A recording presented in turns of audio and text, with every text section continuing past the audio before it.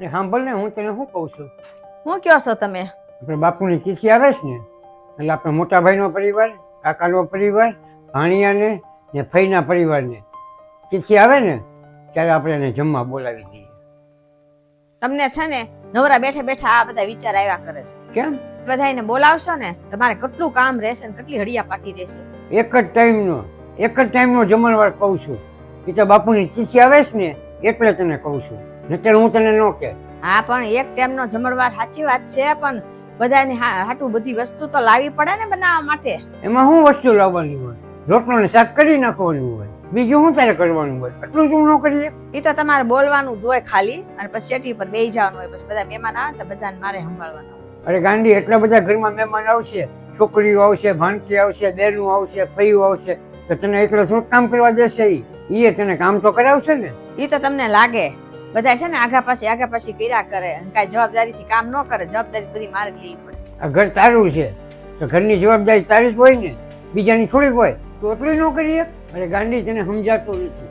બાપુજી ગુજરી જાય ને એટલે 20 વર્ષ થયા પછી આપણે કોઈ ભેગા થયા નથી. આપણે ભેગા થઈએ ત્યારે ફઈયું આવે તો બેનું ન આવે, બેનું હોય તો ભાણકી નથી આવતી, ભાણકી નહીં આવે ને તો કાકા ને કાકી ન હોય ભેગા થાય. તમને શું લાગે છે કે હું બધા હરખી રીતે નથી રાખતી એટલે બધા કોઈ ન આવે? પણ હું એવું નથી કરતો. તો પછી બાપુજી ગુજરી જાય ને એને એટલા બધા વર્ષો વહી જાય તો ફઈઓને એમ ન થવું જોઈએ કે ભાઈના છોકરા મને બોલાવતા નથી. આપણે એમ જ રાખવું જોઈએ કે ફઈને એમ થાય કે ભાઈના છોકરા અમને આવકાર આપે છે, બોલાવે છે. તો એ લોકોને એમ ન થાય છોકરાના બાપા નથી તો આપણે છોકરા પાસે જઈએ, બેસીએ, ઉઠીએ બધા ભેગા થઈને, બધું આપણી જ ફરજમાં આવે. ફઈની ઉંમર થઈ ગઈ છે એટલે એ ન આવી શકે, પણ આપણે તો સમજીએ ને, આપણે તેને બોલાવીએ ને. ના તો બાપુની તિથિ આવે છે ને એટલે આપણે કહીએ છીએ કે બધા ભેગા થઈએ ને તો આપણે જમણવાર કરીએ ને આપણે એને કબરમાં છે ને 100 રૂપિયા બધાને આપી દઈએ.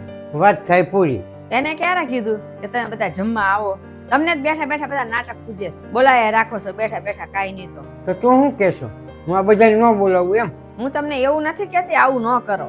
તારે ન રાંધવું હોય ને તો ના પાડી દેજે, હું બહારથી શાક ને રોટલો બધું મગાવી દઈશ. એ લોકોને કેવું થાય આને કામ કરતા જોર આવે છે એટલે બહારથી બધું લઈ આવ્યા. તારે ઘરે રાંધવું નથી, બહારથી મંગાવવા નથી દેવું, તો તારે કરવું છે શું? આપણે બાપુની યાદમાં છે ને આ એક પ્રસંગ કરીએ, બેનું આવે, ભાઈઓ આવે, કાકા આવે, કાકી આવે, તો એ તને નથી ગમતું, એમાંય તને તકલીફ પડે છે. ઘરમાં બેનું આવે, દીકરીઓ આવે, ફઈઓ આવે, એને બધા ભેગા થાય ને એ નસીબદારના ઘરમાં જ આવે. મહેમાન તો બધાયને ગમે, મહેમાન કોને ન ગમે? મને ગમે.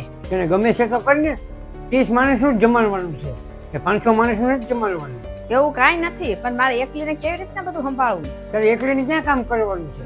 બધા આવવાના છે તો બધા તને કામ કરાવશે. તું મનમાં વિચારે છે કે મારે એકલીને જ કરવાનું છે, એકલીને કરવાનું છે, એમાં તો મારો હરખ વિખાઈ જાય. તું એકવાર તો રાજી થઈને એમ કે બધા ઘરે મહેમાન આવશે, બધા મહેમાન આવશે, તો મને એમ થાય હું રાજી થઈ જાઉં. હા, તો તમને એક હું વાત કહી દઉં, શાક ને બધું તમારે બધું લઈ દેવાનું મને. તું કે નહીં બધું હું બહારથી લાવી દઈશ. બધું નથી લાવવાનું, રોટલાની તો હું કરીશ બધું, નકર આ લોકોને એમ થાય કે આને જોર આવે છે. તું હરખી રીતે બોલીશ ને એ જ મારી માટે ઘણું છે. હું હરખી રીતે જ બોલીશ. ઘરે આપણે બધાને બોલાયા થોડા કે હું એવા મોઢા રાખીને બેસી જાઉં. હરખી રીતે કોઈ કહેતું હોય ને તો હા પડાય કે આ બરોબર છે. હા, તો બધાને બોલાવી લો ને કરી દો બધાને ફોન, બધા આવી જાય. કરી દઉં ને બધાને ફોન?